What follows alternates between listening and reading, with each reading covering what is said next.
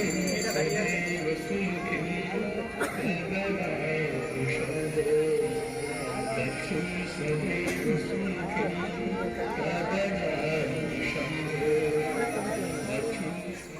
বন্ধুরা, তোমাদের সেই দিনকে বলছিলাম যে আমরা কালীঘাট হয়ে তারপরে গিয়েছিলাম বাবুঘাট। তো কালীঘাট থেকে ফেরার সময় মনটা একটু খারাপই ছিল। কারণ কি, পুজো তো করতে গিয়েছিলাম মায়ের কাছে, কিন্তু এতটাই ভিড়, মানে একদম চিপে যাওয়ার মতন। মানে এত ভিড় আমি ভাবতে পারিনি যে কালীঘাটে এত ভিড় হয়। তো পুজোটা সেই যে মায়ের মুখ ভালো মতন দর্শন করে যে পুজো করা, সেইটা আর হয়নি। তো কোনো রকমে চাপা চুপার মধ্যে মায়ের মুখটা কোনো রকমে দর্শন করেছি। আমি তো একটা চোখ দেখেছি মায়ের, আর আমার ছেলে পুরোটাই দেখতে পেরেছে, বড় একটা চোখ দেখেছে। তো এই জন্য মায়ের মুখটা ভালো মতো দেখতে পারলাম না কালীঘাটে, তো মনটা একটু খারাপই ছিল। তারপরে আমরা ওই মানে একটুখানি মন খারাপের কথা বলতে বলতে গেলাম যে এতটা ভিড় ভাবতে পারিনি, মাকে ভালো মতন দর্শন করতে পারলাম না। তো এইসবই আলোচনা করতে করতে বাবুঘাটে আসলাম। আমাদের কথাই ছিল যে কালীঘাটে মায়ের কাছে পুজো দিয়ে তারপরে যাব বাবুঘাটে। যেহেতু বিবাহবার্ষিক, তো সারাটা দিনই বেরিয়েছিলাম, সারাদিনে ঘোরার মতন করে, যে সারাদিন ঘুরবো। তো বাবুঘাটে এসে প্রায় মনে হচ্ছে, আমার ঠিক অনুমান আমার মনে নেই মানে কটায় আমরা বাবুঘাটে এসেছি। কারণ কালীঘাটে বিকেলবেলা যখন দরজা খুলেছিল 4টের সময় মন্দির খুলেছে, আর এত ভিড় হয়তো 5টাও বাজতে পারে বা 6টা না 5:30টাও বাজতে পারে।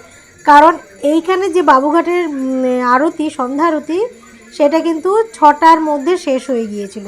তো আমরা এসে এই বাবুঘাটের পুজো, ঘাটপাড়ে যে আরতি পুজো, সেটা দেখতে পেরেছিলাম।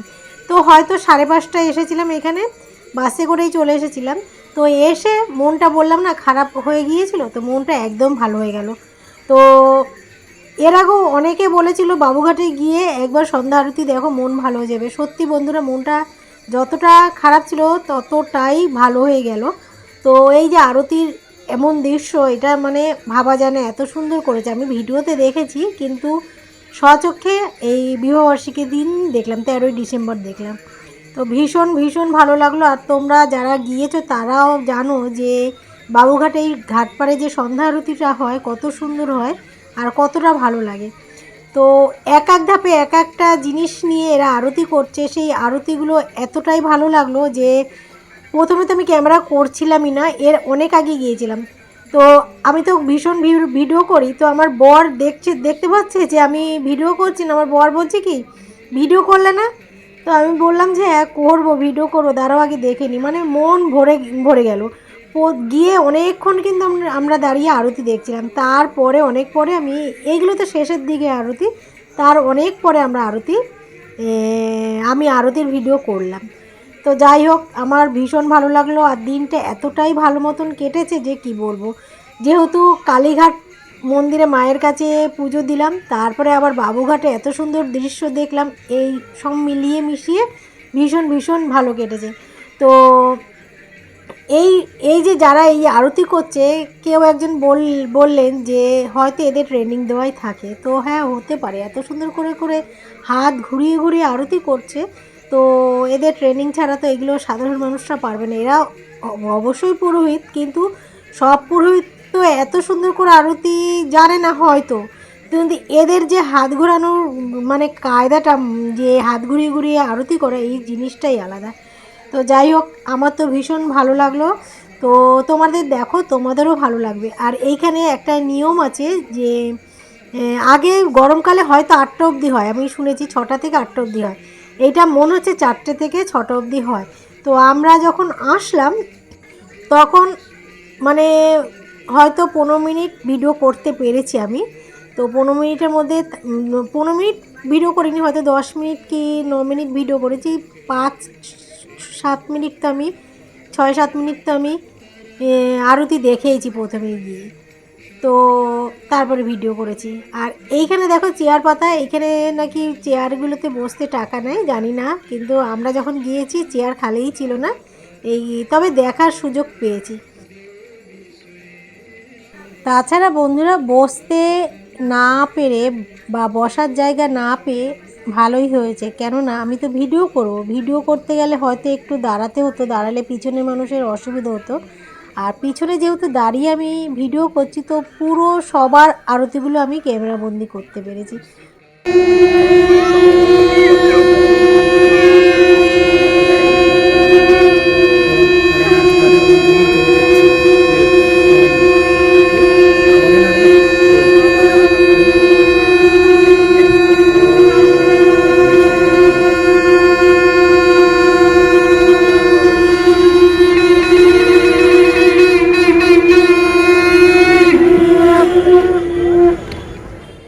শঙ্খের ধ্বনিটা এতটাই ভালো লাগলো যে শঙ্খের ধ্বনিটা আমি কিন্তু রেখেই দিলাম আর ফুল ভলিউমই দিয়েছি।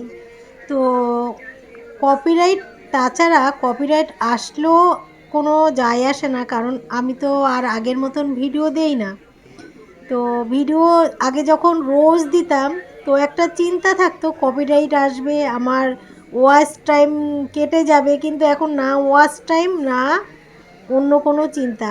তো এই কারণে কোনো চিন্তা না করেই আমি রেখেই দিলাম শঙ্খের বাজি বা আওয়াজটা। তো যাই হোক, কপিরাইট আসলে ওই একটা চিন্তা, কি কপিরাইট এসেছে, একটা কপিরাইট আসলে যেরকম 100-র মধ্যে ধরো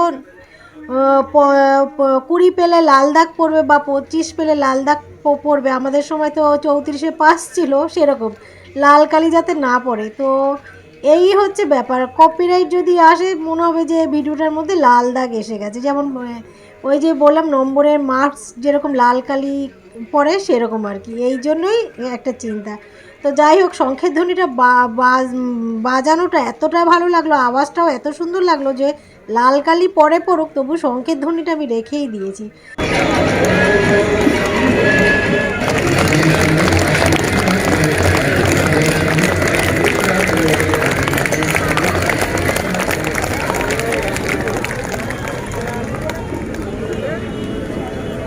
सभी लोग मिलकर एक साथ जयकारा लगाएंगे। प्रेम से बोलिए गंगा माता की,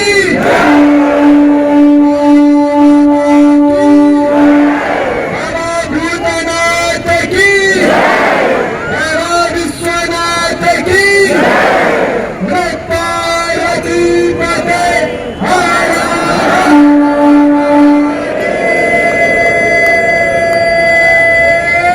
शंभु।